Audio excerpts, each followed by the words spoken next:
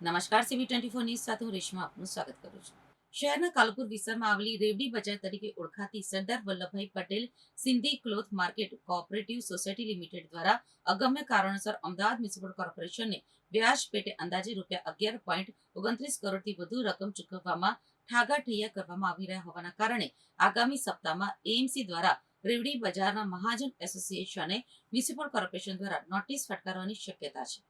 સૂત્રો પાસેથી મળતી માહિતી મુજબ કાલુપુર વિસ્તારમાં આવેલી રેવડી બજારમાં 455 દુકાનોના માલિકોને ₹7,500ના ભાવથી 7,500 ચોરસ ફૂટની દુકાનો આપવા અંગે 1.5 વર્ષ પહેલા મ્યુનિસિપલ કોર્પોરેશનની સ્ટેન્ડિંગ કમિટીમાં દરખાસ્ત મંજૂર કરીને નિર્ણય લેવાયો હતો, જેમાં નક્કી કરાયા મુજબ રેવડી બજારના મહાજન દ્વારા એએમસીને મુદ્દલ પેટે અંદાજે ₹6 કરોડ જેટલી રકમ ચૂકવી દેવામાં આવી છે. પરંતુ રેવડી બજારના એસોસિએશનના હોદ્દેદારો દ્વારા વ્યાજ પેટે 11.29 કરોડથી વધુ રકમ ચૂકવવામાં ઠાગાઠૈયા કરવામાં આવ્યા છે.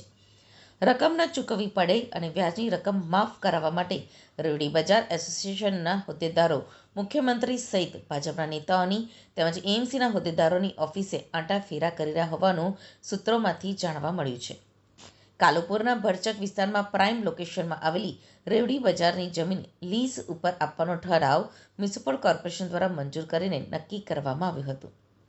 જો આ પ્રકારે લીઝ ઉપર દુકાનો આપવામાં આવે તો દુકાનના માલિકોને જીએસટી ભરવો પડે તેમ હોવાથી રેવડી બજારના એસોસિએશન દ્વારા હવે આ દુકાનો હરાજી મારફતે વેચાણથી આપવા માટે દબાણ કરવામાં આવી રહ્યું હોવાનું જાણવા મળે છે. સૂત્રોના જણાવ્યા અનુસાર ભારત પાકિસ્તાનના ભાગલા વેળા આવેલા નિરાશ્રિતો પૈકી 455 રેવડી બજારમાં જગ્યા ફાળવાઈ હતી. આ દુકાનોના 50%થી વધુ મૂળ માલિકો બદલાઈ ગયા છે અને કેટલીક દુકાનોમાં પાવર ઓફ એટર્ની મારફતે 4 થી 5 પેટા ભાડુઆતોના હોવાનું જાણવા મળ્યું છે. એએમસી દ્વારા આગામી મહિને કાલુપુર વિસ્તારમાં સાંકડા રોડને પહોળા કરવામાં નોટિસ આપવામાં આવે તેવી શક્યતા છે. કાલુપુરના રોડ પહોળા કરવાને લીધે રેવડી બજાર એસોસિએશનના પ્લોટમાં પણ કપાત કરવામાં આવશે. આમ 7,500 ચોરસ મીટરના પ્લોટમાં આવેલી રેવડી બજારની કેટલીક દુકાનોની કપાત કરવા માટે બુલડોઝર ફેરવવામાં આવે તેવી પૂરેપૂરી શક્યતાઓ છે.